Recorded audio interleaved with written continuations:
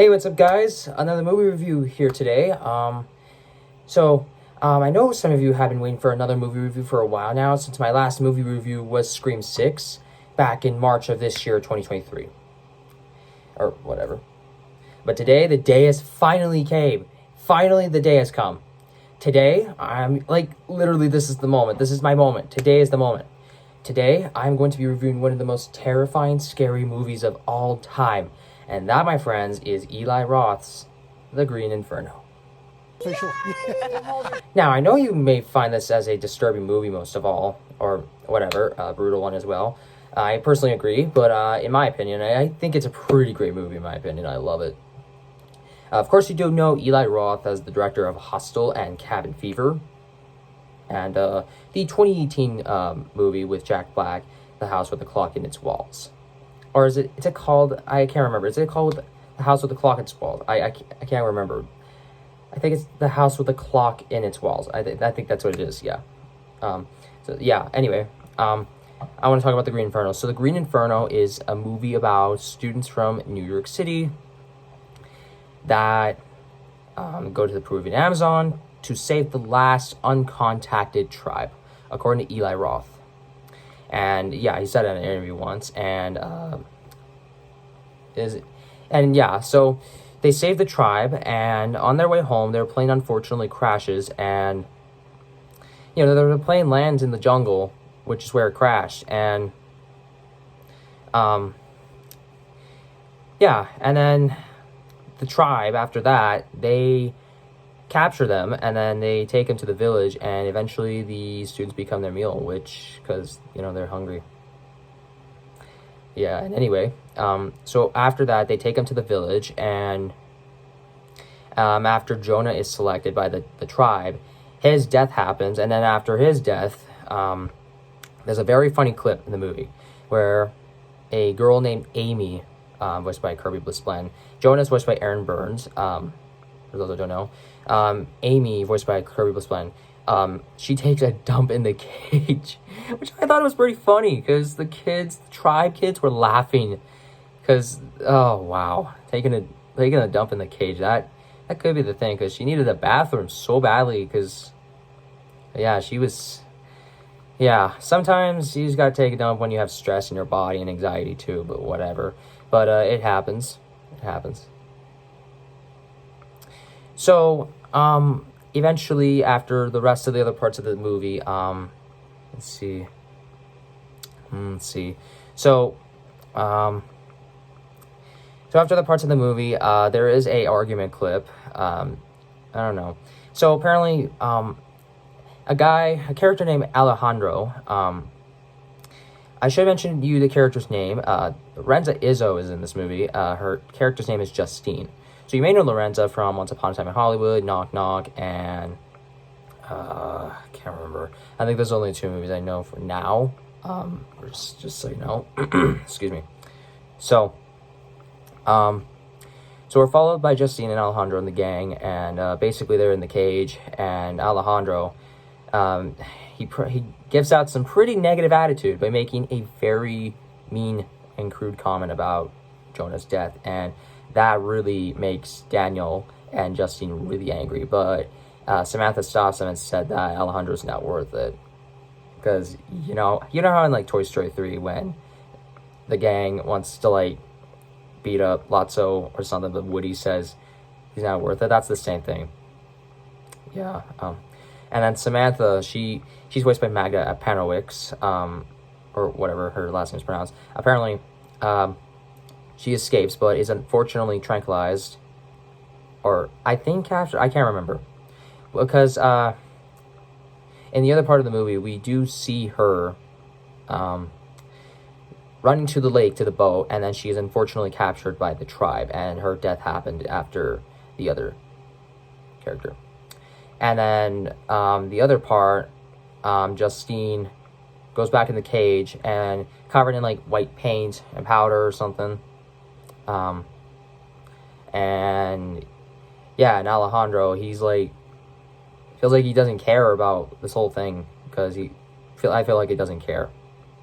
And then Daniel, he makes a plan to escape the cage, to Lars, who voiced by Daryl Sabaro, who will talk about that, and then Justine and Amy. And the tribe luckily feeds the gang. And then Amy's death happens after they eat some food. And then, yeah. So, there is a clip where Lars and Daniel are trying to save Amy by, I don't know, doing something, but, and while that, Alejandro's trying to relieve some stress out of his body, and then Daniel and Lars are all, like, not happy with him, and same thing with Justine. Justine said that he's psychotic, but according to Alejandro, when your body's under stress, the only way to think clearly is to find a release. That's what happens, because, yeah, you know, when people have stress, you gotta find a release or something. It happens all the time, But then Daniel just tries to beat up Alejandro because he's mad at him that feel like he's betrayed. It's kind of like Creek from the 2016 movie Trolls. He betrays his friends. He's kind of like, Alejandro's kind of like that guy, because, yeah, literally, I can't even tell what is happening in this movie. Yeah, crazy. But, let's see. So Justine and Daniel, they escape the cage after Amy's death happened, and, you know, some meals were cooked by the tribe. And eventually, apparently the tribe, they do get high, if you haven't seen the movie. So, they got high on weed, which was pretty funny, actually. Because, you know, yeah. It's funny, because the bald headhunter guy, he looks like Homer Simpson from, like, The Simpsons. Yeah, he's kind of a funny tribe guy. But you know what I mean. So, what's other parts of this movie? Oh, yeah, so, there are some very adorable animals. Like, you see some pigs in the movie, and you see, like, a chicken in the movie, which is pretty cute. It's very cute. And let's see here. So, Daniel and Justine escape the cage, but Lars tries to, but unfortunately, Lars, is tranquilized by Alejandro to keep him company. It's true. Daryl Sabara, if you haven't noticed, he is the husband of Meghan Trainor, and he's also the actor in Spy Kids. Yeah, so Lars is surrounded by the two teenage tribes. Oh, yeah. The two dudes that about to have the munchies, oh, they look like teenagers for sure. They look like they're in high school. Yeah. But they're captured. Lars is captured by them, and he asks Alejandro for their help. Actually, sorry. So what happens, he does a magic trick, which they grab his arms, and yeah. And Lars wants Alejandro to help him, but Alejandro literally doesn't help him. He just betrays him.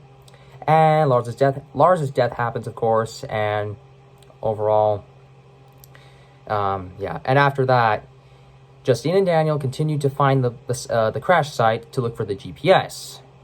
So clearly, let's see here. So, Justine and Daniel, they go to the crash site. They see a smoke signal, which probably led to the plane crash. And Daniel, he gets to the side of the rock on the river. And Justine tries, but she gets into the water by accident and almost drowns, actually. Which that scene almost had Lorenzo Ezzo killed, because when she was in the water, she almost drowned in real life, actually, which was crazy. But you know, it's crazy, guys. I'll be honest, it's insane. But with this movie review, I'm getting pretty happy being here today. So, what happens is that Daniel saves Justine, and they eventually go to the crash site, and they look for the GPS. They found the GPS. The GPS is dead, but unfortunately, Justine and Daniel are captured again by the tribe. And Justine is captured, so is Daniel, and Daniel's death happens, but eventually Justine, she escapes. Like, wow. Like, I cannot believe she finally got help from a child from the tribe, which was very nice of that child from the tribe. So that was a pretty nice thing to know about this movie. And what happens with Justine is that she literally is like ready to leave the tribe, and she wants to get Daniel out, but unfortunately his death happens, and then Alejandro wants to get out and asks Justine for her help, but Justine, because of Alejandro's attitude, she leaves him behind. And that's when Alejandro becomes one of the members eventually in the end of the movie. And the child from the tribe eventually helps her escape the tribe. And yeah, there's a very adorable moment where the child from the tribe gives Justine the flute necklace, which I think was pretty cute. Pretty cute. Yeah, so clearly, yeah, it's an awesome movie, in my opinion. And then Justine, she sees some men. You may see there were men in a Militia shooting, which you probably saw earlier from the movie as well. They were the same people from the earlier part of the movie where they were frightening the other characters, and Alejandro was confronting them, and Justine was crying because she was frightened and scared. But eventually, Justine, she confronts them with the phone from Daniel in her hand. And yeah, literally after that, the phone is smashed, and then she gets loaded into the helicopter and gets taken back to the United States of America. And Alejandro's left behind, calls for help, but no one can hear him because the helicopter's high in the sky and Alejandro's in the cage, and he becomes one of the members eventually, which is awesome. And then in the end of the movie, Justine is back in the U.S., and she does lie in the end of the movie, which sounded pretty insane to me, but yeah, so she tells her dad and the UN, because her dad's a lawyer of the UN, apparently she tells them that the tribe fed her and helped her, and she said that the others died in the plane crash, which, well, some of them did, actually, in the part of the movie, but yeah, eventually Justine's back in her room with her roommate, Casey, voiced by Sky Ferreira, who is a singer, which is awesome, actually. Love that.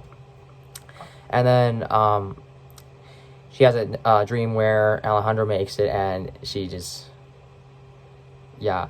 But it was just a dream, though. And there's another protest going on. There was a protest in the first part of the movie, but there's a protest where the people are, like, protesting with like, shirts with Alejandro's face on it, hoping that he could come back home to New York. But, yeah, and I think that's the end of the movie. So, The Green Inferno, I do give it a, I want to say 7 out of 10, because, you know, it's a crazy movie. But, for the other part, I feel like it's pretty good. So, according to Eli Roth, the tribe didn't know what the movie was. So, him and the crew had to demonstrate to the tribe what a movie was. So how did they do that? The Peruvian producers gathered the whole village around, and they said they were going to show them a movie called Cannibal Holocaust, and they thought it was a comedy, which sounded pretty funny. So the tribe eventually agreed, and they agreed to let them shoot there. And clearly, I think it was pretty funny that they thought it was a comedy. So strange, but weird as well. Pretty crazy movie. And let's see. So Green Inferno, yeah, what else is about it?